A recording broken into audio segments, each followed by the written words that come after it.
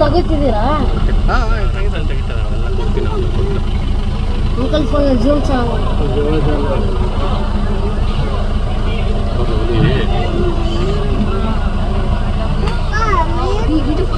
ನಮ್ಮನೆಯವ್ರ phone ನೋಡಿ ಎಷ್ಟು ಚೆನ್ನಾಗಿ